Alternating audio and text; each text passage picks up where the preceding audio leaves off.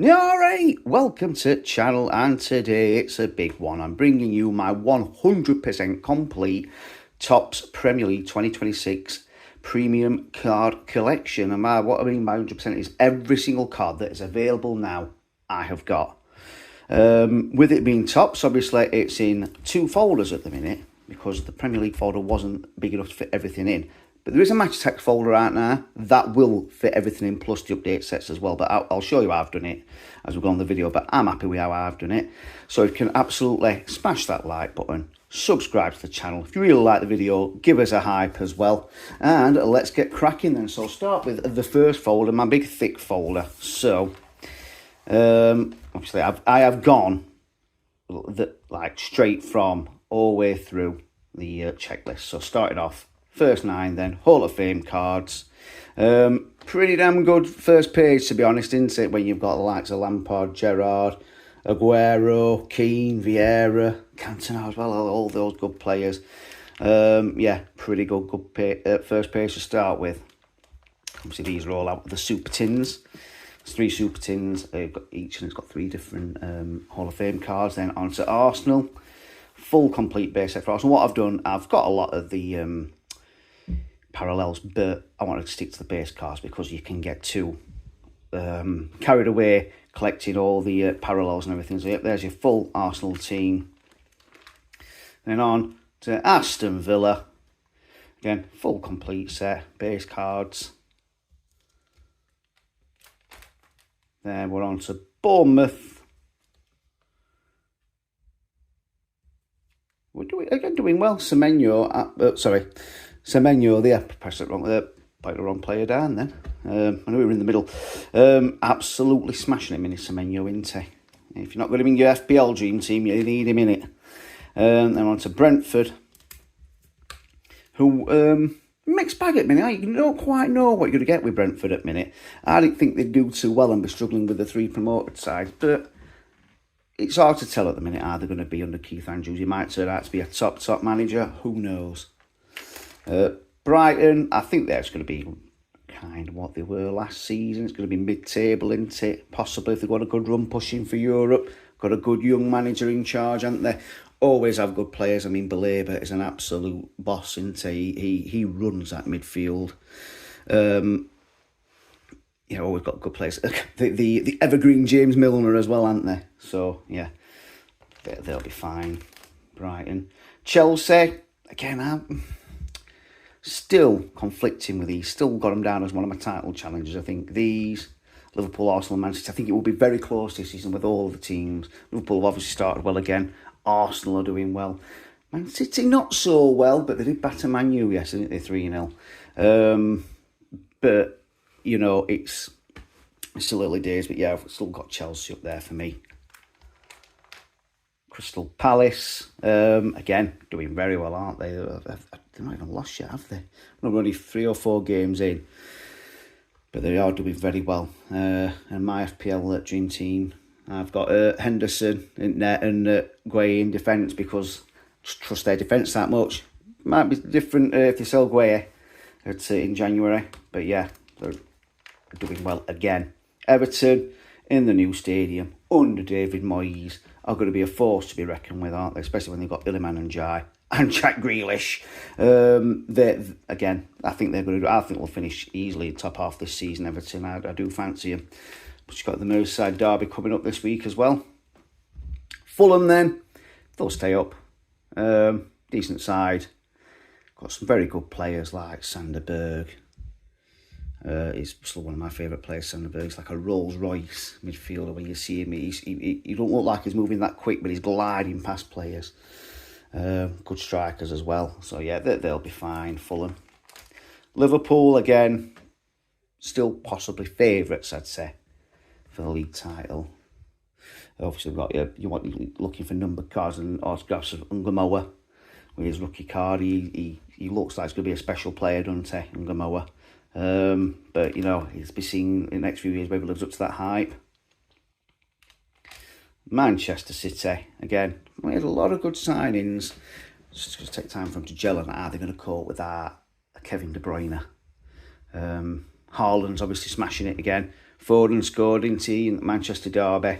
So you never know, they might start hitting ground running again. But yeah, to have 2 early defeats, not the best start for them, is it? Man United, just don't know what's wrong with that club. Don't know what's wrong with them.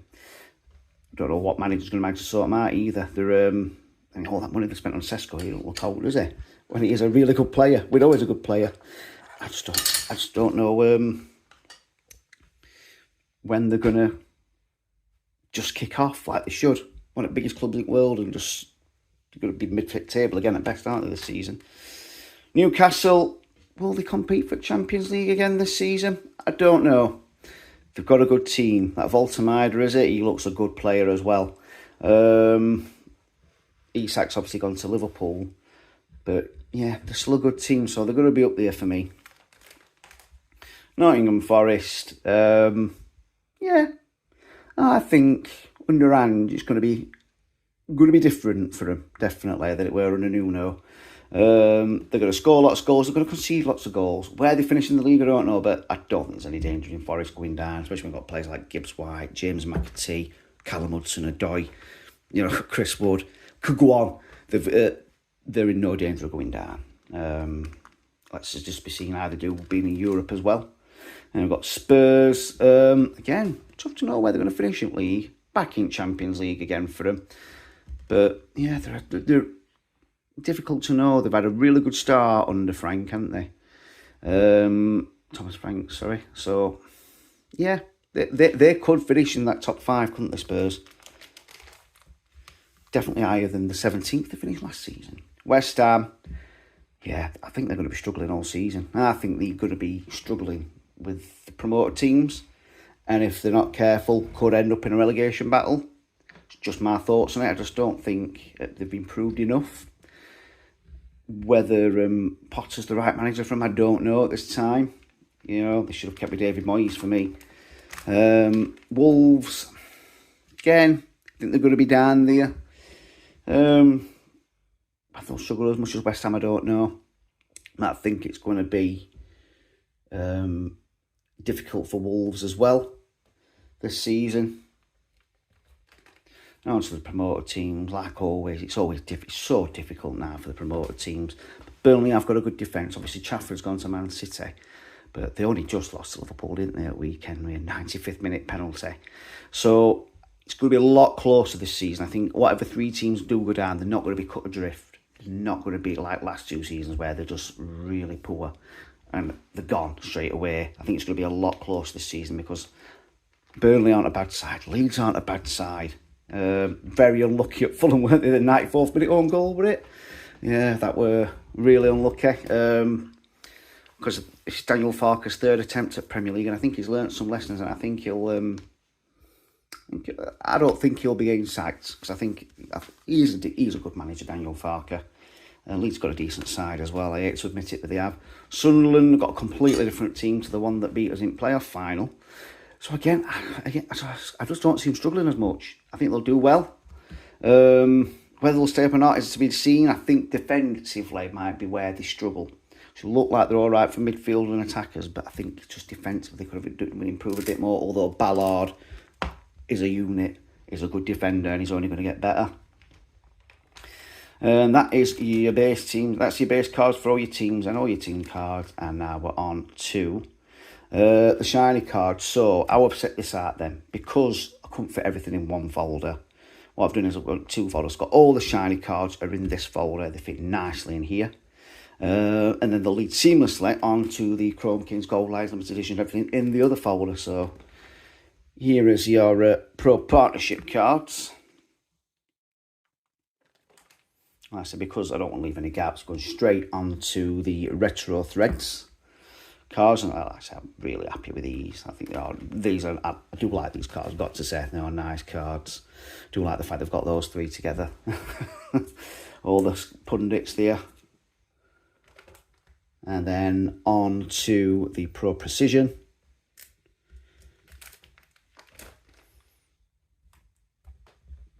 So what I found out is when that says parallel, it's like a slightly different colour to the back. The front's the same, but I think it's the parallel is on the online card.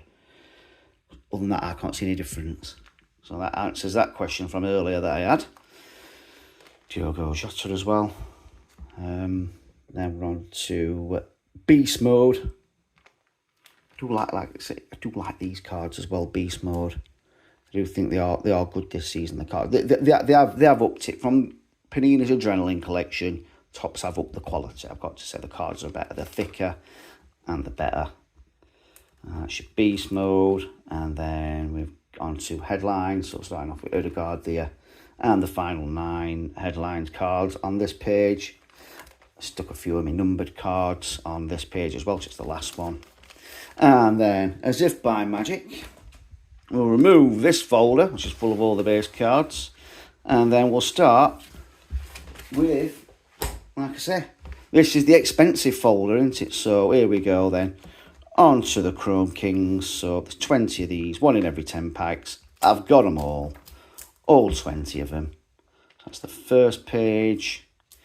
Second page, like I said, there's a lot of good players. So Zola and Drogba on there. We've got Gerrard and Xabi Alonso, Aguero, Roy Keane in his Forest kit, Gareth Bale. Finishing off with Zamora and Ince. Then we've got onto your Gold Lion cards, which is 20 of these. Well, 1 in every 28 packs. So these weren't easy to get. Managed to do some good swaps though and get them. Obviously, I've not packed everything on this. It's just going to be too hard to pack everything. 1 in every 28 packs is, yeah, I'm not buying 28 boxes to start with. So, yeah, I managed to got lucky and get a few out of packs as well. But yeah, I got around 12 before I'd start swapping. So got a few swaps as well. So yeah, I just thought it took too long to complete. Second page, then full page of them. Got a lot of good players here. Njai, Salah, Haaland, Son, obviously, who's in America now, isn't he? Isak, in the wrong kit now. And then lastly, you got West Ham, Wolves, Burnley and Leeds. Ayo Tanaka as well. He's a very good player. I do like him. He's like a cheat code in the Championship. That runs seamlessly on to the limited editions then. So there's 20 of the classic limited editions, and like I said, I've got all 20 of them. Some nice cards in these as well, with some of the classic players and some of the modern players as well. Scholes and Big Dunk there. And then on to the limited editions out of the tins. So this is the Goal Machine tin. Glow Bowlers. And the Big Game Bowlers. And then we're on to the Festive Freeze cards that came out of the countdown calendar. There's 24 of these, one for each day. Obviously, it's supposed to be for December, isn't it? But, you know, it came out in August, so I think it was the very end of August, weren't it? So got that were in Smith, so if you still haven't got it yet, get it from there. Although, what I will say is I've seen someone get an autograph out of these, but in general, it's these in a pack plus 4 festive parallels. So unless you want to collect the festive parallels, maybe there's a way you can just buy these. But, you know, I have seen now you can get an autograph card, so if you want to take that chance, take that chance. So this is all the Festive Freeze cards. Last page of them then. Finish off with Reece James at 24. Then I've just got my Premier Pulls. I've only got 3 Premier Pulls so far, but they're not on the checklist. I'm going on completed is when I've done the checklist. Obviously, the Golden Boot tin is not out yet, so I can't get those 7 limited editions. But I'm going to try and get all 20 of these. I'm going to do some swapping. Might have to buy a few. But I'm not too concerned if I don't. It's not on the checklist. The 1 in 100 packs, you know, I ain't buying 2,000 packs to get a minimum of 20, am I? And then obviously with 2 parallel Chrome Kings, I'm a Wayne Rooney to 199 Pro Precision parallel. Yeah, there we go. That is, you know, full 100% so far complete collection. And like I said, just to show you they're not on the checklist.